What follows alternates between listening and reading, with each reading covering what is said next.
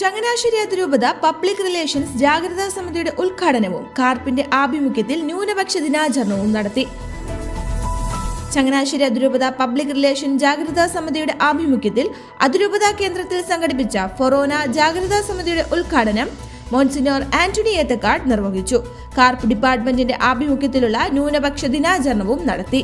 ഭാരതത്തിന്റെ പശ്ചാത്തലത്തിൽ സുവിശേഷ മൂല്യങ്ങളിൽ അധിഷ്ഠിതമായ സ്നേഹത്തിന്റെ നാഗരികത വളർത്തിയെടുക്കുവാൻ ക്രൈസ്തവർ കടപ്പെട്ടിരിക്കുന്നുവെന്നും അതോടൊപ്പം സമുദായത്തിന്റെ നിലനിൽപ്പിന് ആവശ്യമായ ജാഗ്രത പുലർത്തണമെന്നും ചങ്ങനാശ്ശേരി അതിരൂപത മുഖ്യ വികാരി ജനറൽ മോൺസിനോർ ആന്റണി ഏത്തക്കാട് ഉദ്ഘാടന പ്രസംഗത്തിൽ പറഞ്ഞു. നമ്മുടെ ഈ നാട്ടിൽ പ്രത്യേകിച്ച് കേരളത്തിന്റെ പശ്ചാത്തലത്തിൽ നമ്മൾ ഒരു സ്നേഹത്തിന്റെ ജാഗ്രത പുലർത്തേണ്ടത് വളരെ ആവശ്യമാണ്. അതിരൂപത വികാരി ജനറൽ മോൺസിനോർ മാത്യു ചങ്ങങ്കരി അധ്യക്ഷനായിരുന്നു. ആദിമസഭയിലെ അപ്പോളജിസ്റ്റിനെ പോലെ സഭയുടെ കണ്ണും കാതും നാവുമായി പ്രവർത്തിക്കാൻ ജാഗ്രതാ സമിതി അംഗങ്ങൾക്ക് ഉത്തരവാദിത്തമുണ്ടെന്ന് അദ്ദേഹം പറഞ്ഞു. KCBC ജാഗ്രതാ commission secretary reverend doctor Michael Pulickal CMI മുഖ്യ സന്ദേശം നൽകി. അതിരൂപത pastoral council secretary Rekha Mathews പ്രമേയം അവതരിപ്പിച്ചു.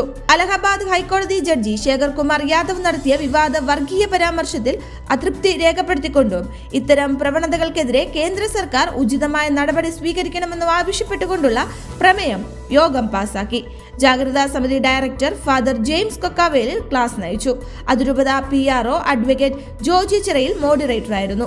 അതിരൂപത പബ്ലിക് റിലേഷൻ ജാഗ്രതാ സമിതി അംഗങ്ങൾ, ഫൊറോന ജാഗ്രതാ സമിതി അംഗങ്ങൾ, കാർപ്പ് പ്രതിനിധികൾ എന്നിവർ പങ്കെടുത്തു.